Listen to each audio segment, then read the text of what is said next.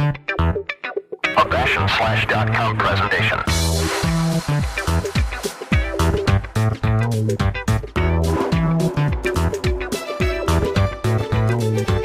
FBS, the live PC first-person shooter chat show.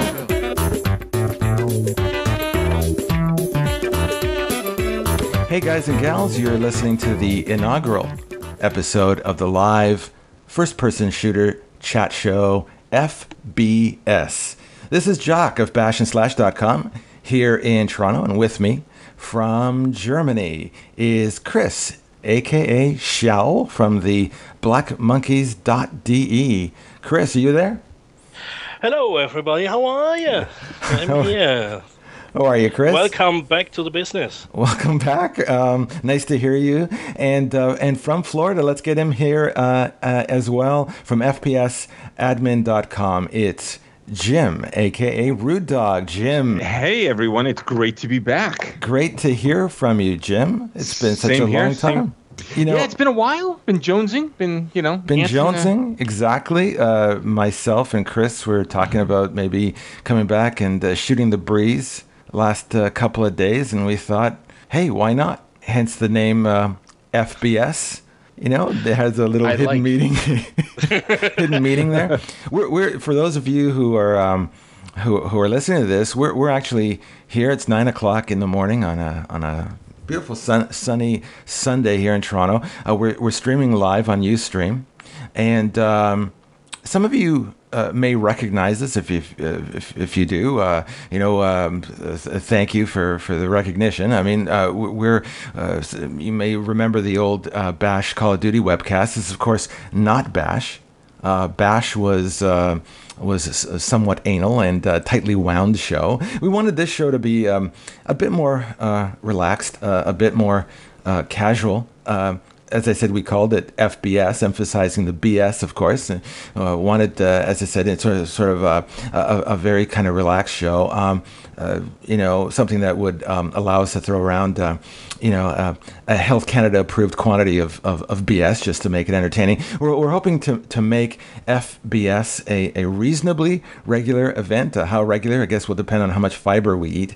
But over the past few years, just to give you an idea where our headspace is coming at you, over the past few years, the shooter world that we've been covering, all three communities gathered here, the shooter world has changed significantly. The tight-knit FPS communities that used to follow main titles are now scattered everywhere.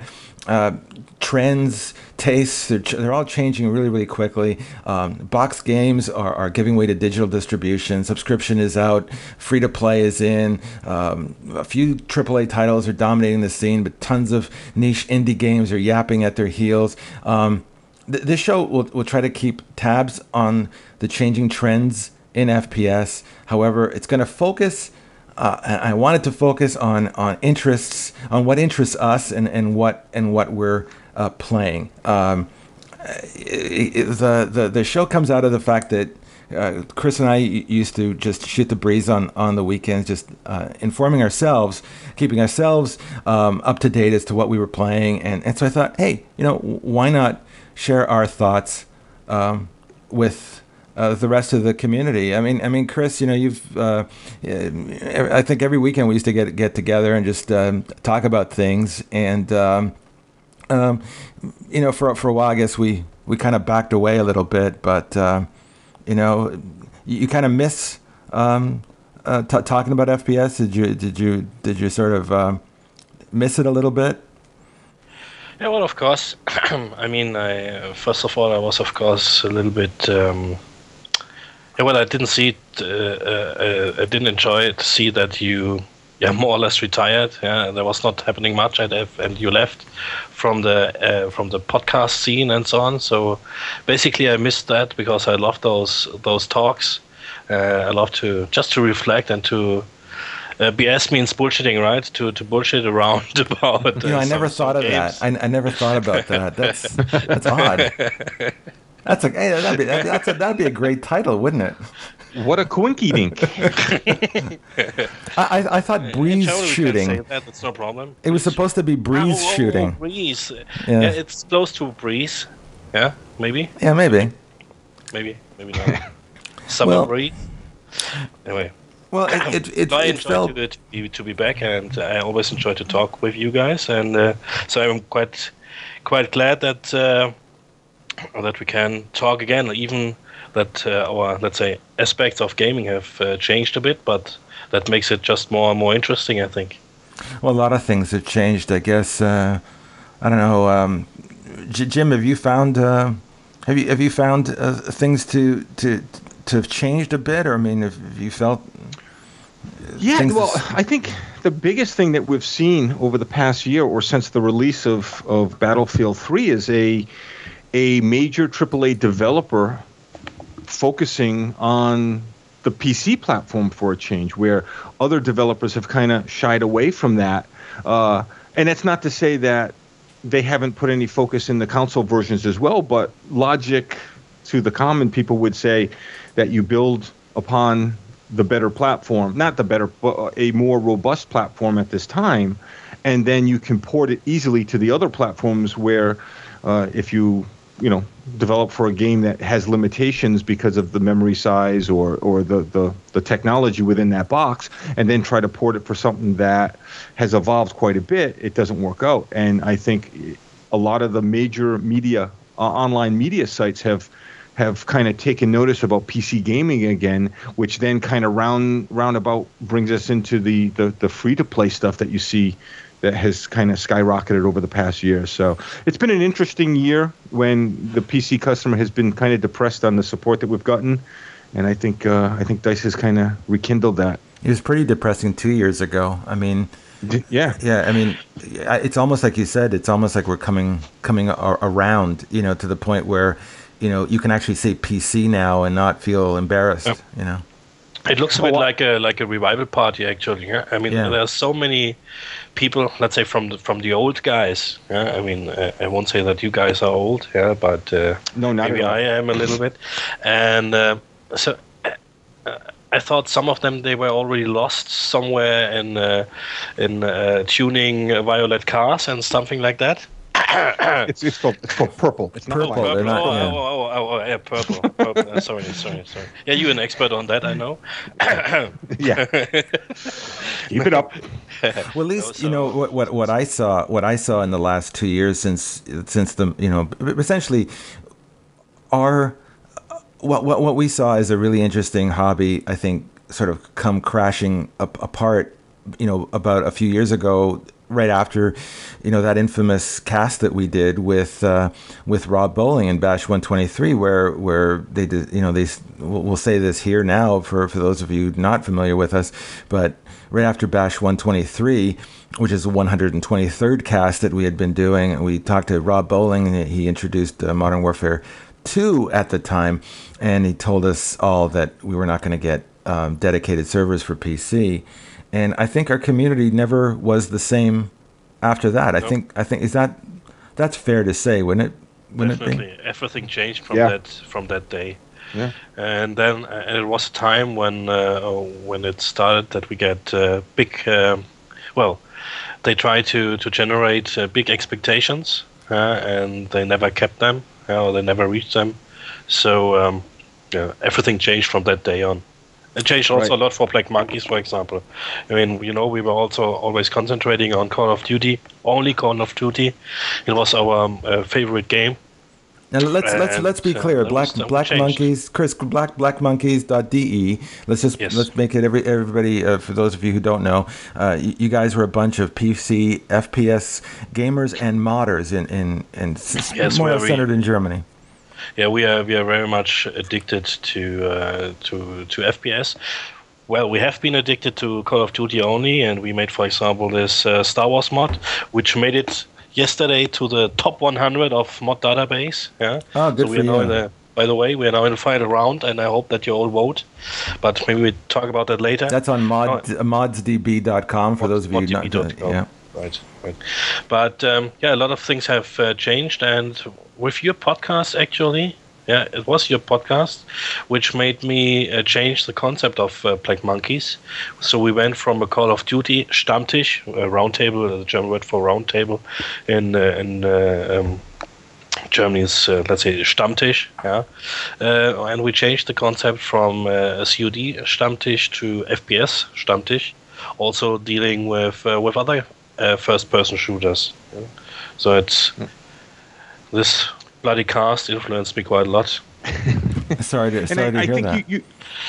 You bring up a good point, Chris, because I know, I went through, not that I seen the writing on the wall years ago, but it's very hard, especially in this day and age, to focus on one game and have a following that will stay interested. So, originally my sites were called MOH admin and COD admin, specifically, trying to tailor to those specific crowds, and realized it's really hard, and switching it over to a more generic FPS admin site to cover all the bases. And I think we all can tell that, especially with Call of Duty and a lot of these other AAA developers, that they have multiple dev houses working for them. Things can change, and when we see a release every year, you may get a good game with good support, and then the next year, as Bash 123 pointed out, we lost a lot of those features that were somewhat standard and, to be honest, somewhat lacking from the old days. So. I think also nowadays you just have, in the past you also had mod tools and all that kind of stuff. You had tournaments, competitive scene and so on. So when you're running a Call of Duty website or Call of Duty community, you are writing about the general stuff, which the general news which came from the developer itself, and then you were writing about mods, maps, competitions, and so on. Yeah? And from one day to the other, at least, well, let's say from MW2 on, everything changed, and so nowadays news sites just have this general news from a developer, because all the other stuff is missing. So that's also one reason why we have changed to another concept. So Chris, what happened to your community? Because I think your community was more or less a microcosm of the rest of sort of FPS groups around the internet. You guys had a group that did modding. You had a group that just wanted to play games. You had a group that maybe did a little bit of both. What happened to it the last year and a half? Where are you now? Well, we started in 2006. We started as as a place for admins and for ambitious gamers and modders who would like to get who would like to have a break from, let's say, casual clan life. Yeah, and so we just met for gaming. We made several tournaments and stuff like that, and then we offered map tests, and from that we developed to this modding community. We went on with our Star Wars mod, which we released the Star Wars mod 1.0, the final version, I think it was mid of this year, before the summer break. And but at the same time, modding especially within the last 2.5 years, I think modding became less and less important for Call of Duty. So we made something like a U-turn. So we are now coming back to our roots, making events like Monkey Mania and Friday Fight Fever. Actually, we are concentrating very much on Battlefield 3. And we have a tournament which starts on the 16th of December, so next Friday. It's called Monkey Mania. I also would like to invite you for that. So it's. So what happened to all the modders that used to go to your site? What are they doing? They just go on. One of us, he is now working for Treyarch, and I don't have any details, of course, but I guess that he is working on some kind of next title or something. I'm assuming you can tell me his name.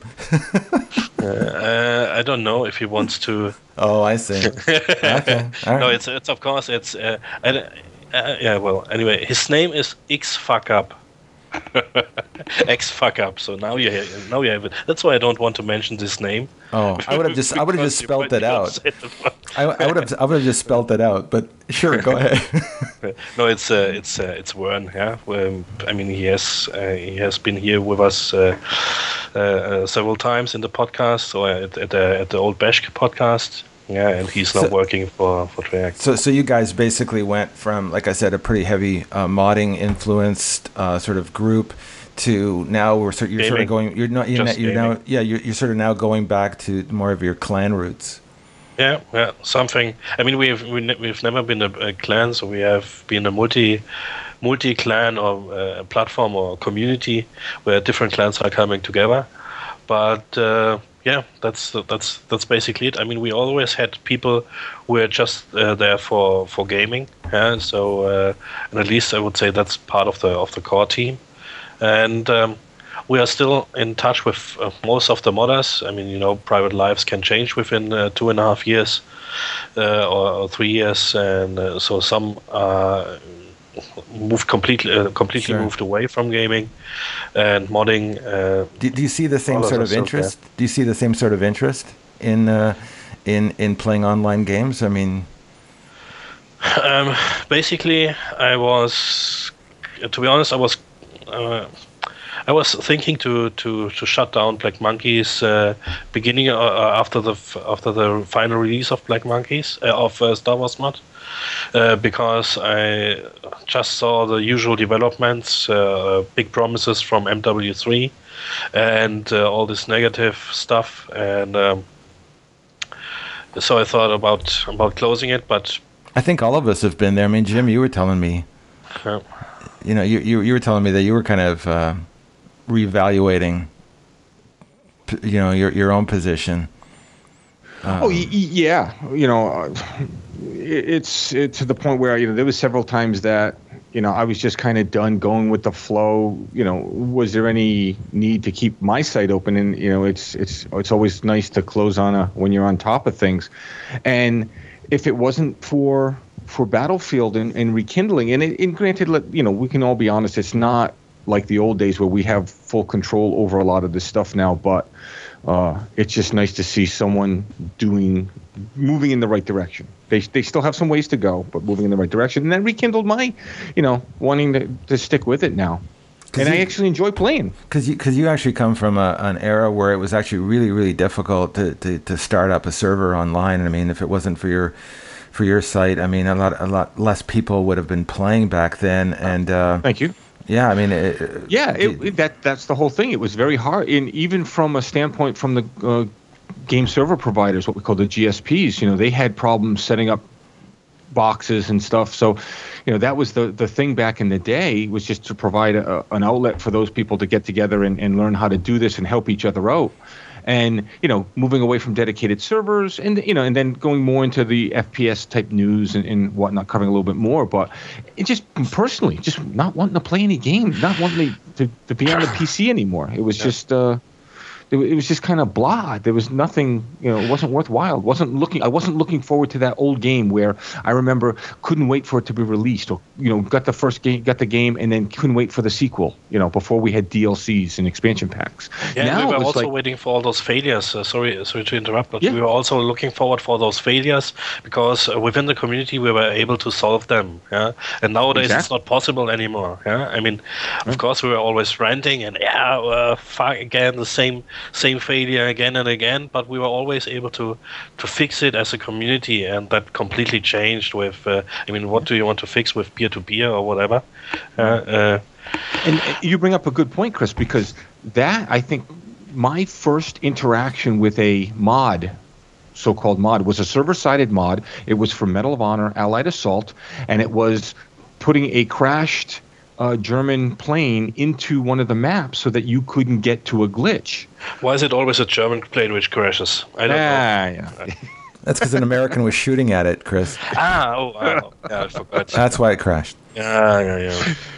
And that was the community's way of supporting the developer in a way that we did not have to rely on them. We did not have to wait for that patch. We could mod the files on the server and provide a fix. And it would be widespread. There was that type of fix. Then there was the swear filter back in the day, that you could limit the chatting on, and it was a community that was there to help each other learn in the process and make the game something that, a little bit, maybe a lot more in your case with a total conversion than what we paid for, and you can't do 99% of that anymore. You're at the mercy of the developer to fix that exploit, where the community would get it out within a matter of hours. They would have something out there, and people would be patching their I'm boxes. really glad you said that, Jim, because this kind of like is sort of like we're sort of reminiscing really about over the last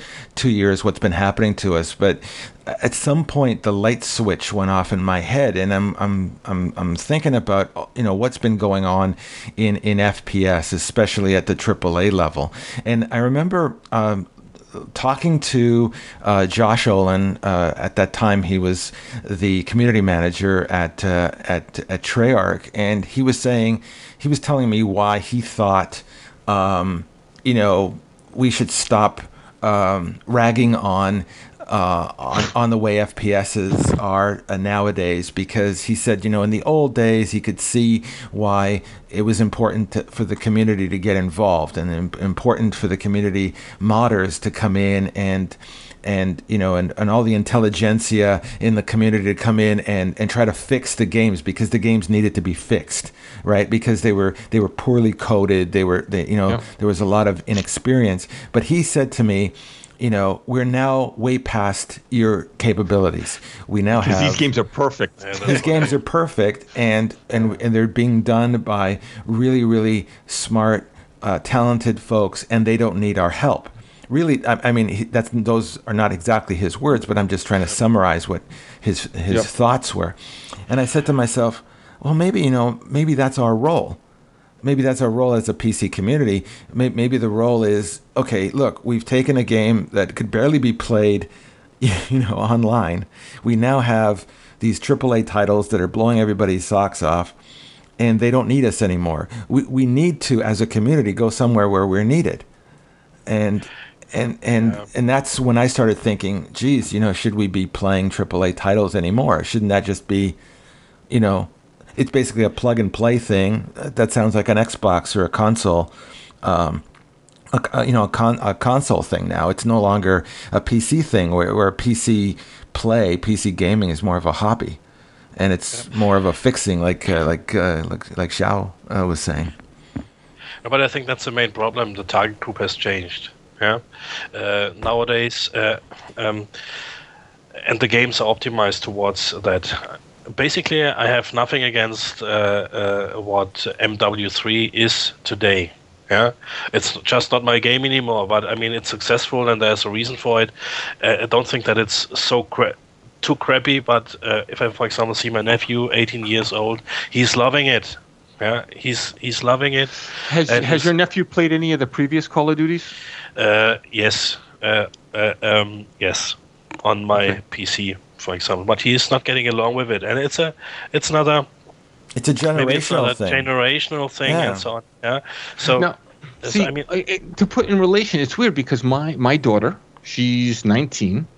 And all her friends, she's into consoles, she likes she liked Call of Duty, but her and all her friends, and it has nothing to do with me or any, I try to stay out of what she plays and what she does. But all her friends, they all despise what Call of Duty has turned into. Yeah. And it's funny, I was just up in Rhode Island. My nephew, who lives up there, he's a little bit older. He's I think he's 24. 23, and he looked at me, because we were talking about Battlefield and such, and he looked at me and says, what, I didn't even get Modern Warfare 3 on the console. He's a big Xbox player, because he felt that nothing was new, and I'm seeing a lot of people talking to them on the console side are getting frustrated with that. I think that's why I had asked. Yeah, no, I think that's for sure something which happened. That's also something he said, that it's nothing new. Yeah? But basically, I mean, you see, we are complaining about peer-to-peer and stuff like that. Yeah, that's something. For example, my nephew and his friends and all those guys, I know in this scene they wouldn't care. And also, if you have a look to Call of Duty Series, which is a very, I think it's one of the worldwide biggest Call of Duty communities. They have a lot of PC players, Xbox players, PlayStation players, and so the way how those guys complain, yeah, is very different. Yeah, so I think, I mean, the game developed towards. Yeah, it's a mainstream product. It's very easy to get in and so on. Yeah, so I think that's the reason why they are so successful. It's quite easy. Yeah, to there's play, basically. there are no barriers to entry. Whereas before, number one, you had to have some technical know-how. Number two, you had to have a little bit of money to buy or buy a server or pay for the server, when you were in a clan. And it's kind of interesting. I actually, accidentally started listening to Bash 123 the other day, and I was listening to what Rob Bowling was saying, and he was saying, the reason they were going to go to IWNet was to make it, essentially lower the bar for people to get into the game, because a lot of people couldn't pay money to get into a server. So they were going to create this free service called IWNet and allow people to, to play with each other online without having to pay anything. And I thought, wow, that's ironic, given the fact that they've just started up a subscription service, called COD Elite. So, Yeah, but we don't have it say whatever anyway. they want to say. Yeah, they say whatever they want to say that goes in their favor this week. Yeah. So. Yeah, but you know what? It seems like if you're going to look over, where we are today. I mean, and just to sort of, I totally share exactly the same sentiments and the same feelings that all you guys had. And one of the reasons why I decided to do something with my site, because I wanted to shut down Bash for that same reason. I just didn't see it as a I just saw it as a product of an era that doesn't exist anymore. Like you guys were mentioning how the kids nowadays are all kind of gravitating towards this new version of Call of Duty, and we don't like it, but they do. I no longer blame like the Activisions and or the EAs for giving us a game that we're not playing. Maybe it's us. Maybe we're no longer we're no longer fitting in with what everybody wants nowadays, and there's nothing wrong with that. But well, you get older, you're more mature, you're wiser, you understand that. We grew up in a time when there was a lot of freedom. There was a lot of, you could buy one game. Give you an example: the old original Battlefield 1942. And then there was several total conversions, and you basically got 3 or 4 free games out of that one game that would allow you to play that game 3 or 4 times longer than you ever would, because now there's fresh content. So it gets frustrating that that's what we've grown up with, and now their mentality has changed. That's what I mean by times changing. I think what happens is that these guys who are making these producers of these games realized, hey, this is what the community is doing with our stuff, and they're enjoying it. Why don't we give it back to them a little bit more professionally, and let's see if we can charge for it? I mean, they've basically learned from us, and now they're making money. Do you think Modern Warfare 3 is, and I don't mean to put Chris on the spot here, but do you think that paid game is better than what Chris and his team at the Black Monkeys offered us with a free total conversion for that engine? No, be careful what you're saying. I think that with the passion of the Black Monkeys, this is something that developers don't have anymore. There's no passion in what they do. Look at Desert Combat for the original Battlefield. The passion that they had at that time Forgotten Hope, Project Reality, a lot of those total conversions for the Battlefield engine, I think are much better. Granted, they may not be better than Battlefield 3 because I think you got to be careful when you. Well, I think you got to be careful. I know where you're going with that. I think the fact of the matter is that you're seeing passion because in the old days there'd be one or two folks out there who had an idea, and they'd go out and they essentially devote their whole lives to getting that idea into some sort of digital form for us to go and play. Right. And while working a full-time job on the side. While working a full-time job.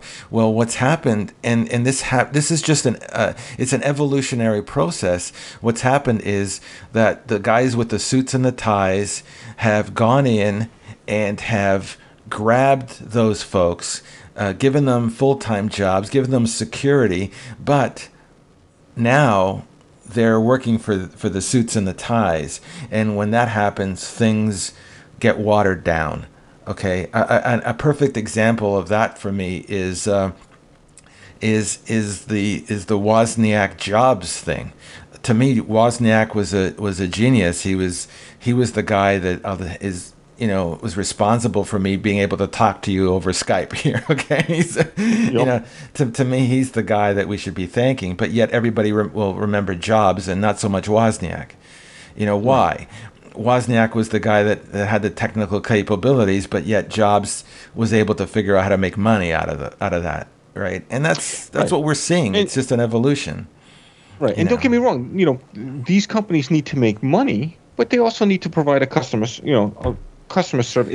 It's changed. I think they've gotten overly greedy, and now they've locked their systems down because they would rather sell you a half-assed expansion pack versus what the community could do. But you can't be. But you're a business guy yourself, and you cannot fault them from going. From a business model where they're not making a ton of money to one where they've made over $1 billion in sales. Like in an Activision sense. I think that's okay, but we also and at least they don't do any different advertisement than any other big company like Coca-Cola or whoever is doing it. But something I don't like is, of course it has changed, and for me it took a while to get along with this idea that Call of Duty is not my game anymore. Yeah, so that's why it was quite hard to concentrate on something different, and but they are successful. But on the other hand, I think today, when I write, for example, news at Black Monkeys DE, I really have a look on what I write, for example, about Modern Warfare 3. I don't want to be too negative.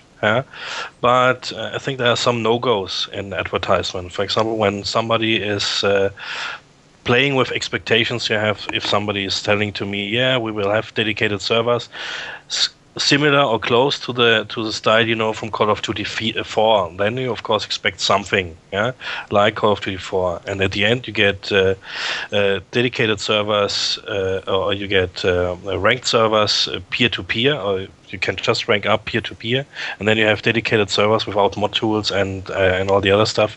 So which is quite useless for most of the gamers, I think. So I'm still getting pissed, even I don't care about the game anymore. I'm still pissed about the style, how they communicate in some ways. Well, and but maybe just one more thing. On the other hand, I see that they are now releasing one game every year. And I think, and it's such a mainstream product now, and it's a cash cow for them. And I think maybe Call of Duty goes the same way Guitar Hero went.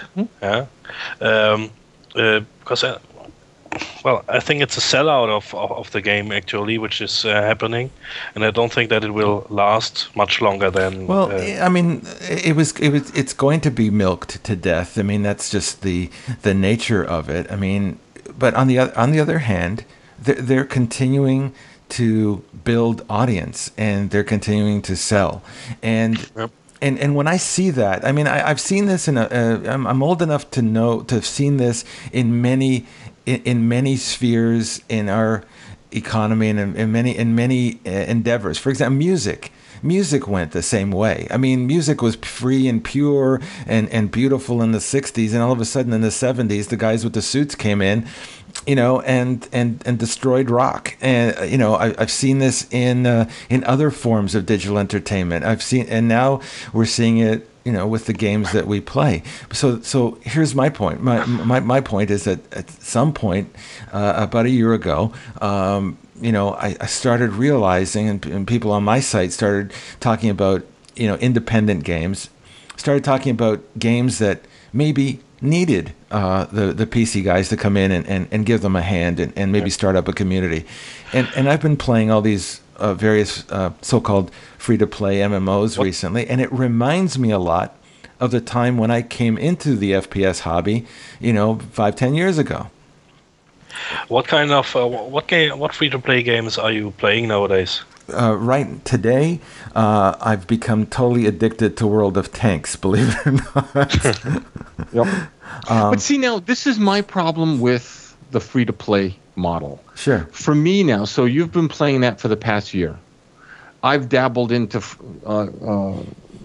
tanks not quite a bit, but I try to go in there, and then there's the person that has been playing it for a year and has ranked up, shall we say, and I get my butt handed to me.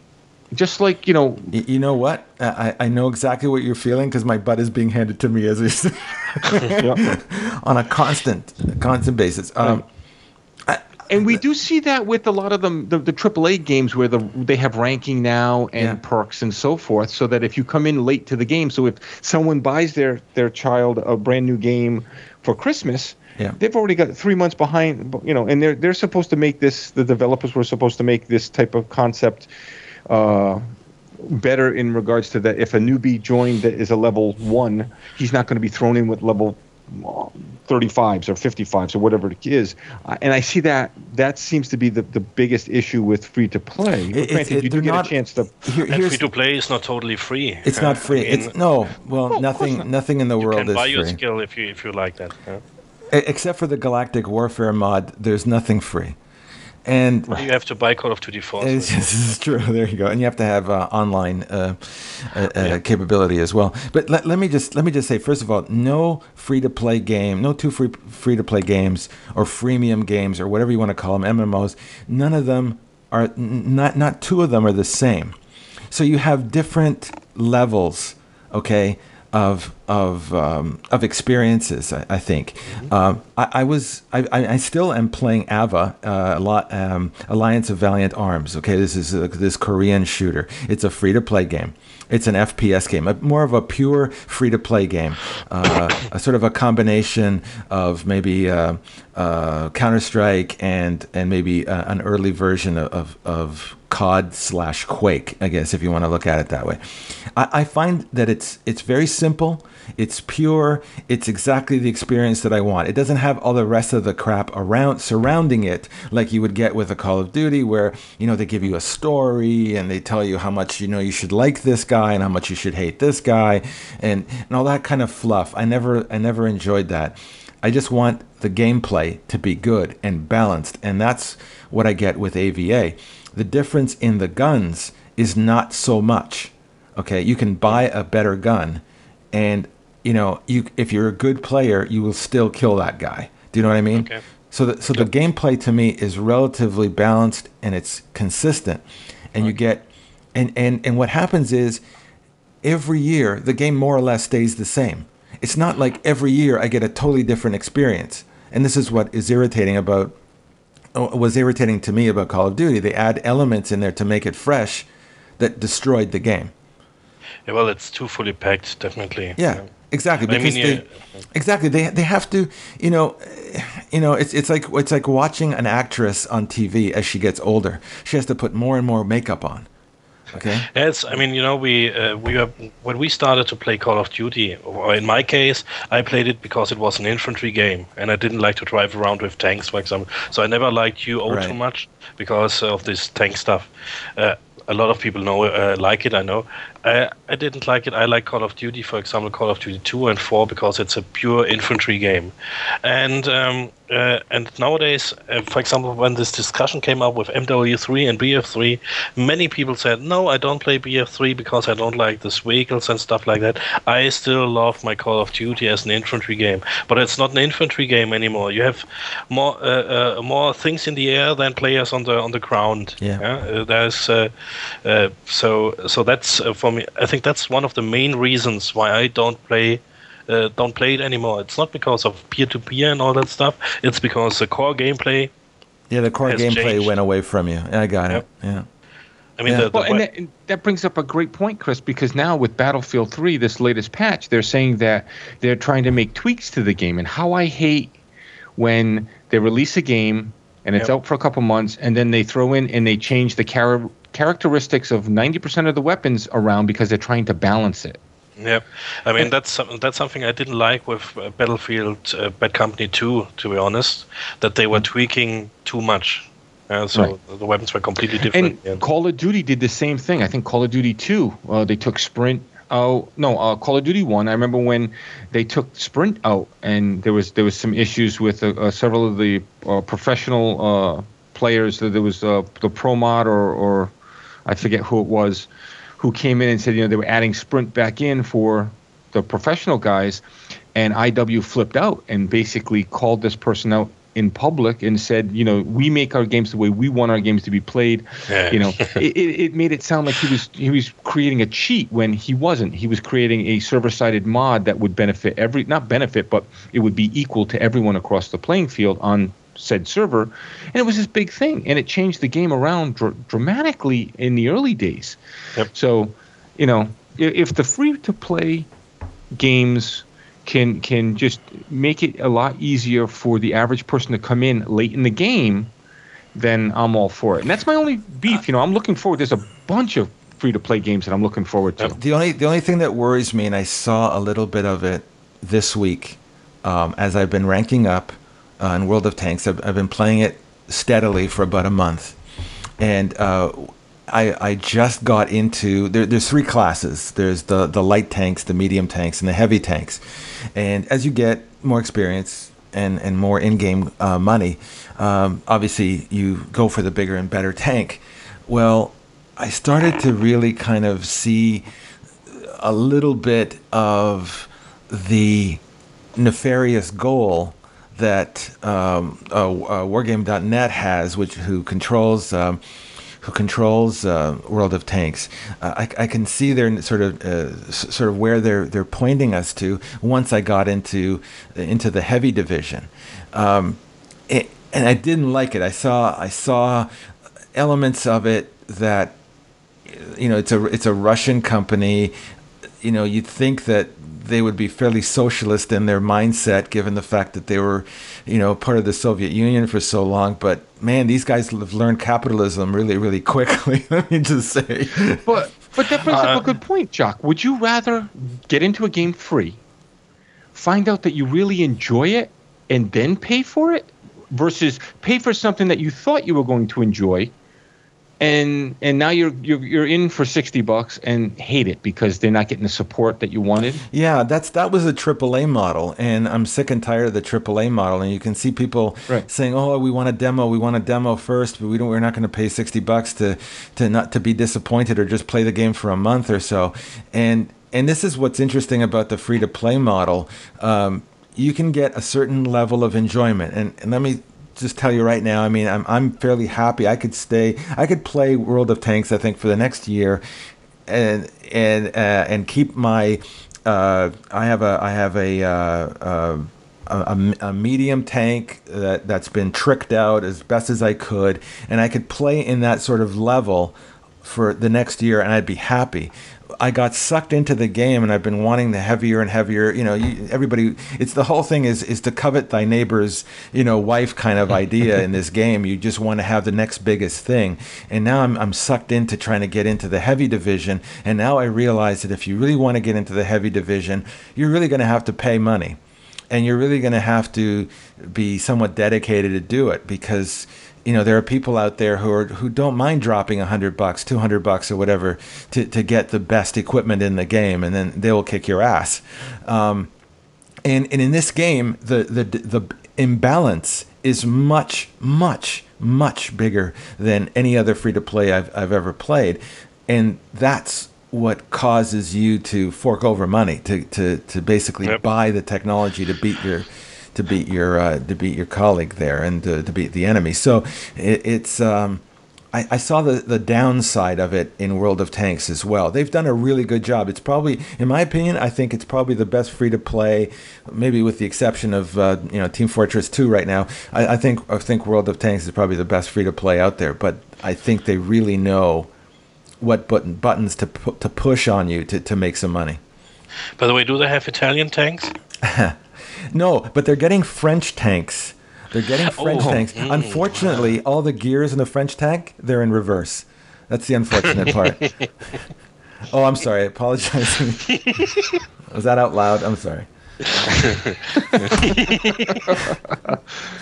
Oh, God.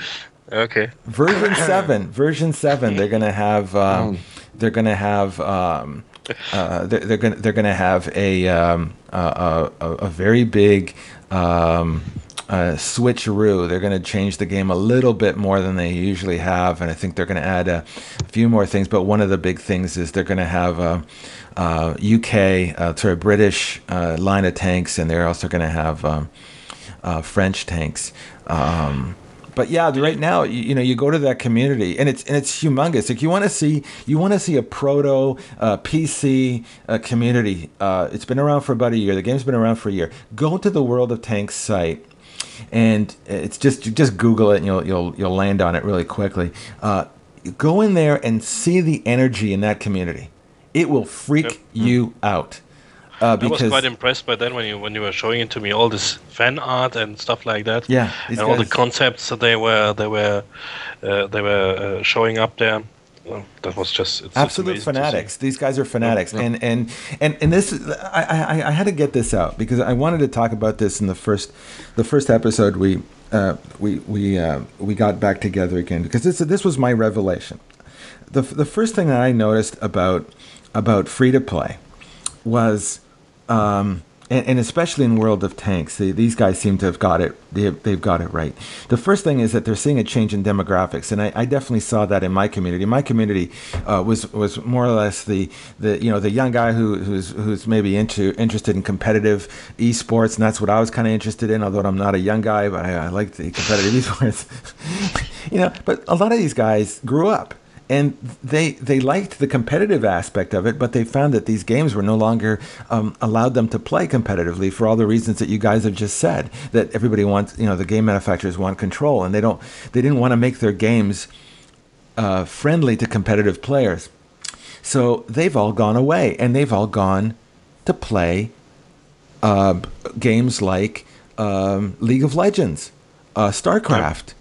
These are games that are easily playable on a laptop, and yet they provide such tremendous, competitive balance. So there's been this demographic shift, and so all these sort of youngish guys, they've gone to university or whatever. Now they're playing StarCraft.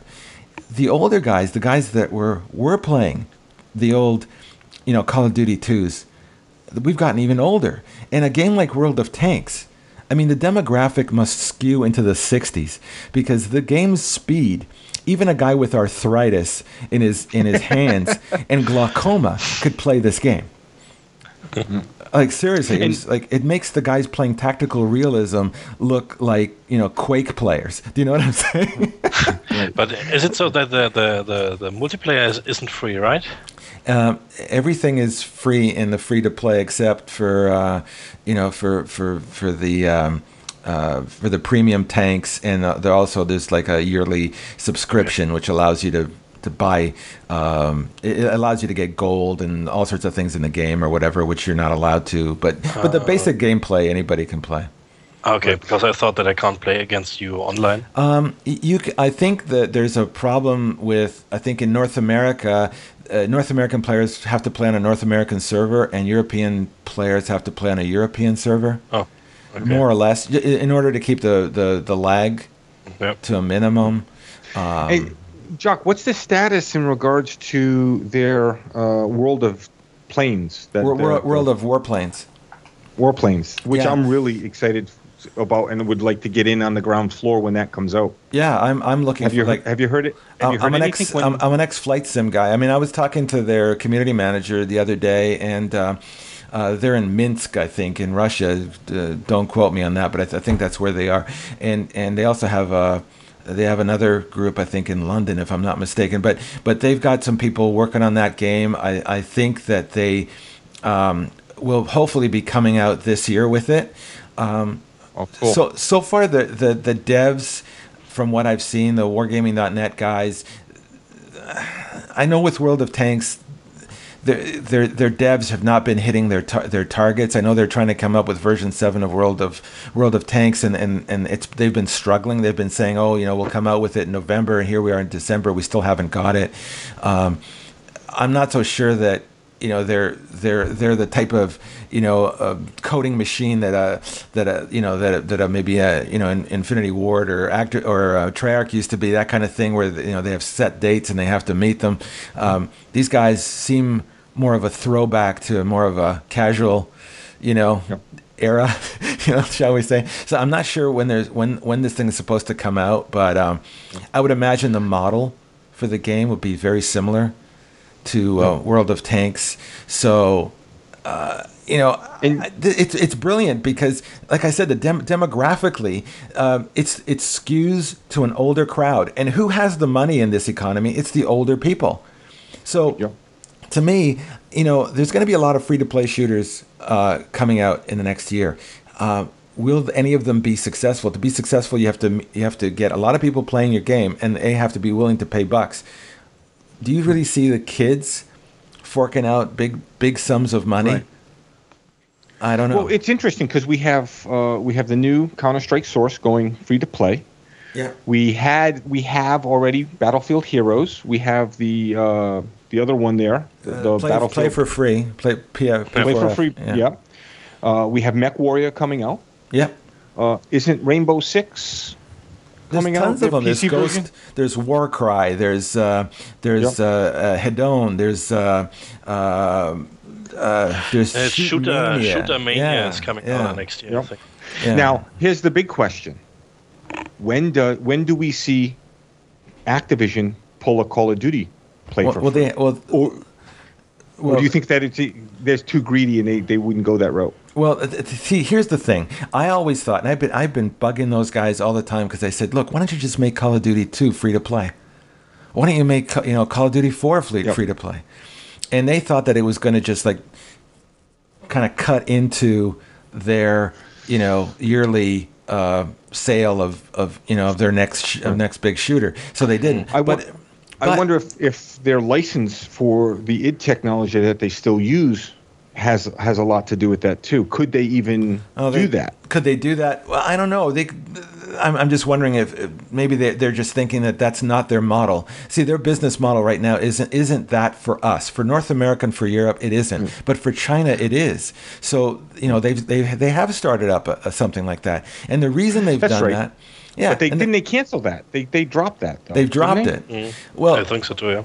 Well, you see, maybe they found that maybe to me the idea of a free to play from a very major producer like an EA or an Activision was to try to stem the tide of illegal torrents and folks basically just cracking their game. And you want to give, like, I look at AVA. Who's playing AVA? It's not so much North Americans.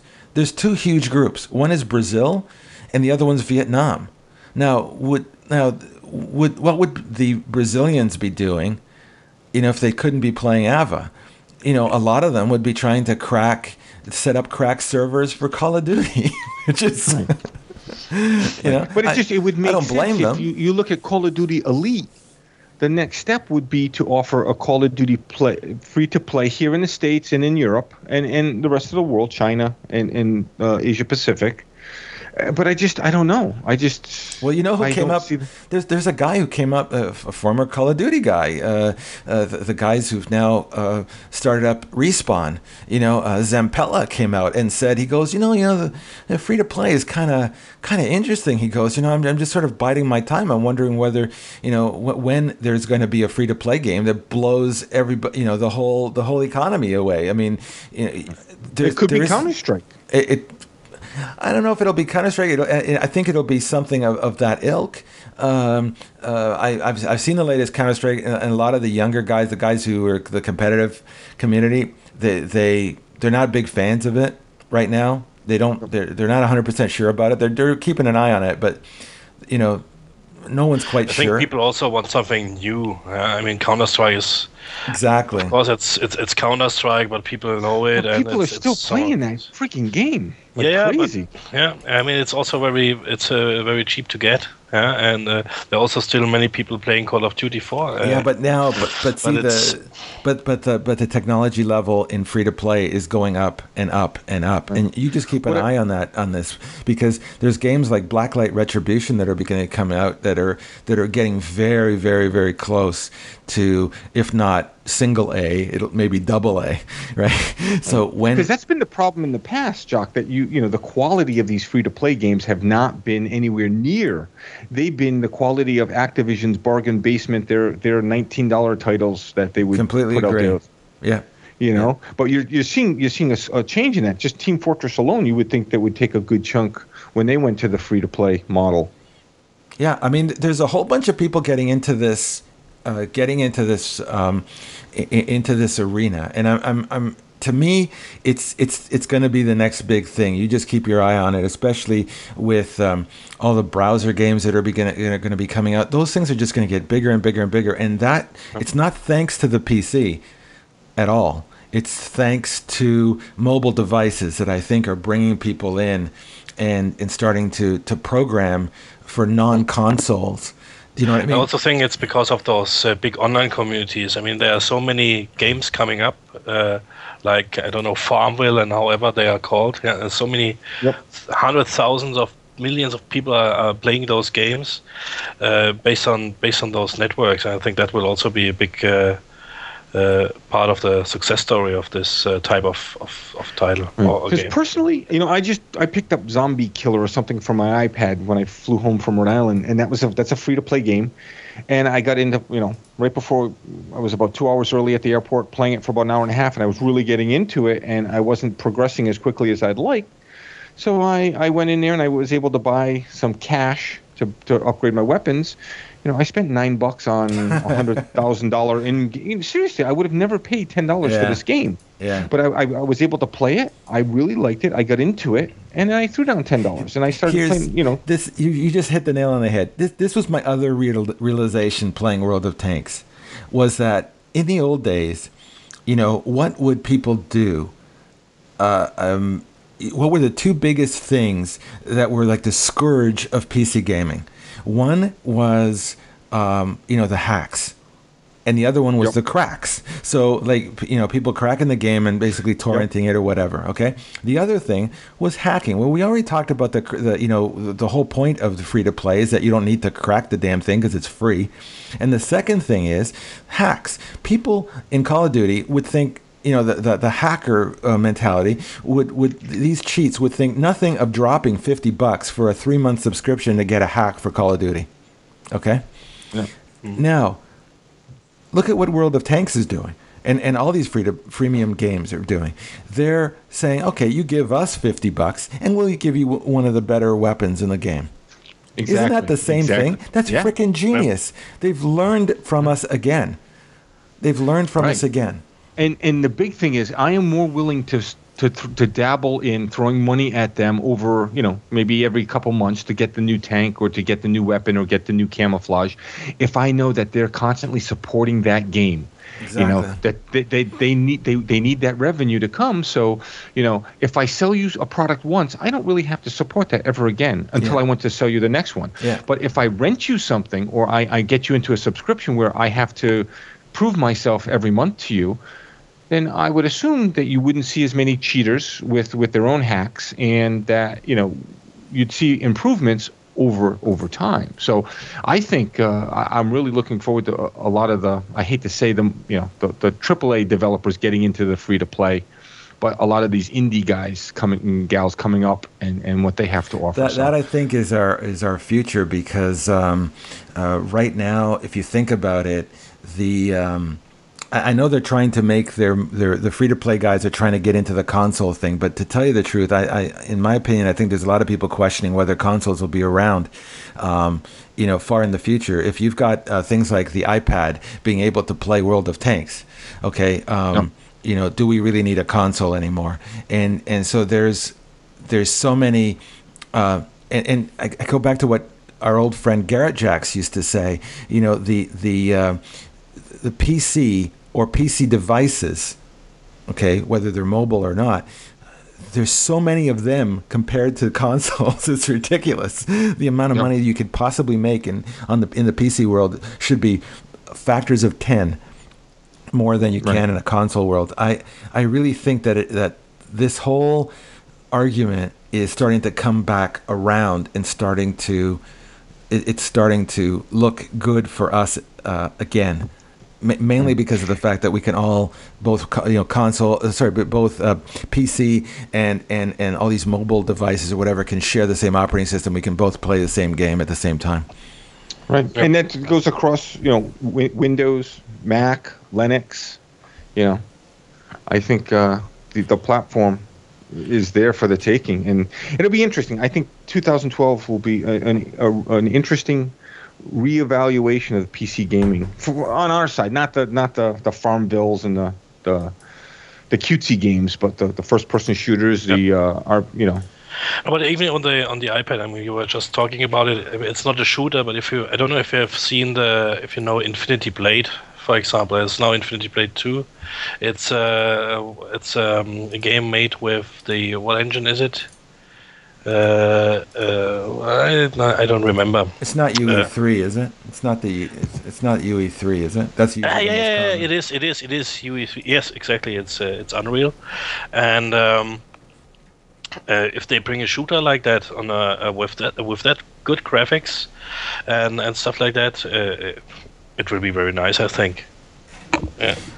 And they earn a lot of money with all those extra goodies, like you can buy swords, you can buy shields, helmets, and armor for real money. So if there's something out for example, as an FPS shooter, first-person shooter, I think it could be a success, definitely. Well, I think this has been a really good first attempt at sort of trying to show a new direction. I think for FPS players, I would definitely say that for the inaugural episode, that was a hell of a lot of FPS, and pardon my French. I really appreciate you guys coming back on. I kind of miss talking to you, and I'm really glad that we decided to do this again. I hope we can continue. I don't know, all our schedules are incredibly busy, and I'm hoping we can get together again when we do these things. I think Sundays tends to be pretty decent in the morning. I don't know if you guys are available. Sounds great. Yeah, I mean, sounds good. And we wanted to do this. Live, and so you guys can have a chance to listen in. Right now, we're sort of thinking 9-ish on a Sunday, which is way too early in the morning for all the kids who are up partying. But for us old guys, it's probably exactly. Easy. It's probably easier. So I'll leave it at that. I thank you guys for coming on and kibitzing with us this morning. And Chris, thank you very much, dude. I mean, we took this from a concept to reality in about one day, so that was pretty good. I'm so happy that you are back. Shut up. Shut up. I'm so happy. Listen, kudos. Your game, Galactic Warfare mod, doing great. Hopefully everybody goes out and votes for it. And yes, please. And to vote, it's give me the website name again. It's moddb.com. Moddb.com. And directly on the front page, like I said, we yesterday there was the first round, and we made it to the top 100.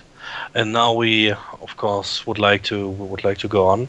So go there. There's a big list, and have a look to Call of Duty 4. We are the only Call of Duty mod, so it's easy to find.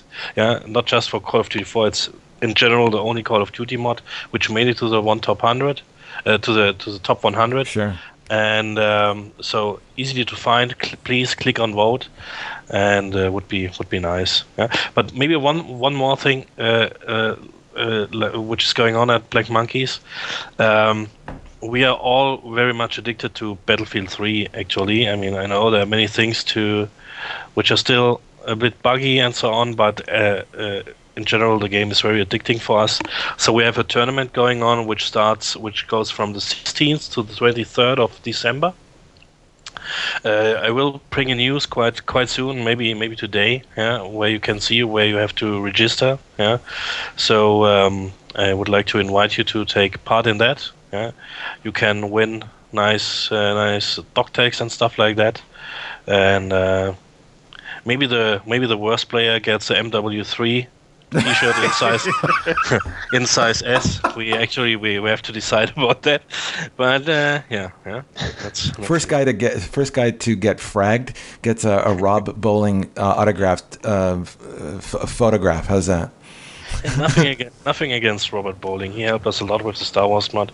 Yeah, don't be so rude. All right. He's just doing his job. Yeah. All right.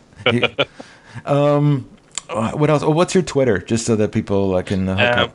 Black Monkeys DE, all in one. Black Monkeys DE. Thank you very much, Chris. Jim, congratulations on being credited. Speaking of Battlefield 3, you were credited on the Back to Karkand. Congratulations. Yeah, thank you, and same to you. Congratulations to you. You were in there. It was a different Jock. It was a different Jock. It wasn't me. Yeah. One question: how did you do that? I mean, you did nothing last year. Yeah, you were completely retired. One did nothing. The other one was working on his car and making pictures. How did you do that? I gave him money. That's how I did it. So you both slept with Daniel, I guess. Hey! If you haven't tried it, stop complaining. No, congratulations! It was. I have to admit, it was a great honor as well, and I'm, I can bitch and moan, but those guys, Dice has done a tremendous job. There's still a lot of things that need to be done. Not a lot of things. There's still some tweaks here and there, but I think the communication, something that I always, either bitch or moan about from other community managers, but praise Daniel and the team. Those guys are doing really, really good at communicating, keeping their customers informed and up to date of what's going on, and just interacting, and that I think is well worth the admission of the $60 to buy the game on any platform. So, and that's what we wanted, isn't it? I mean, it don't has to be the perfect game, but we just want to be to communicate something. We want somebody to communicate with. Exactly, and they've gone above and beyond the call of duty for that. Golf clap for that. Golf clap for throw that. Throw that one in there. Well done. Were you thinking that all day? How did you come up with that? Yeah, just what. Actually, awesome. No, I haven't. I love a good pun, and no, those guys are definitely first class folks. I wish them all the best, and. To me, I'm seeing a two-tiered world. I'm seeing the AAA games on one side, and there's only two of them, really kind of fighting for supremacy, and then I see everybody else, coming in second, and then on the other side, you see the free-to-play, and definitely to me on the top right now is Battlefield, and it's basically because of DICE. It's not really because of EA's capability so much as what DICE has done. I really have a huge set of props for ready for the DICE guys. They're just an amazing group of people. Yep. And Jim, your Twitter account, The Real Rudedog? That is correct. The Real Rudedog. The Real Rudedog. And since Rudedog was taken by someone who doesn't actually tweet or do anything. And he's quite rude. He's quite rude as well. Yeah. FPSadmin.com is your great site, a lot of news. Thank you. You guys you keep it really up to date, as does Chris on his site on blackmonkeys.de. Of course, I have my site, urinarytract.com, where you can. Oh, no, that's my other site. Never mind. Well, you guys know where to find me. That's the cash cow. It's my cash cow, yeah. You got a problem peeing? Come to my site. Seriously. Oh, God. There's a lot you can do with chamomile, by the way. You might not know that. Chamomile tea. That's the key. Listen, guys, it was so great to listen in and hear you guys and interact with you guys again, and I really appreciate it. I hope everybody out there kind of appreciates it as well. This is a lot of effort and a lot of work for us to get together and just BS all day. Yeah, it's not and easy. I know a lot of people, Jock. To give you some credit, a lot of people were, they were sad to see you step out of the podcasting. And somewhere partying, stream. I've heard. A lot of people were very happy. So this, I think people are going to be really excited to hear you're back in, and I know I am. I assume Chris is. To say welcome back, and looking forward to chatting with you. Thanks for again. coming along with us. I wouldn't be here if it wasn't for you two guys. So really appreciate it. And as I said, enough FBS for today. We'll see you some other day. We'll see if we can set up a regular stint here and see what happens. It's gonna be a busy year, so let's not promise too much, but let's see what we can do.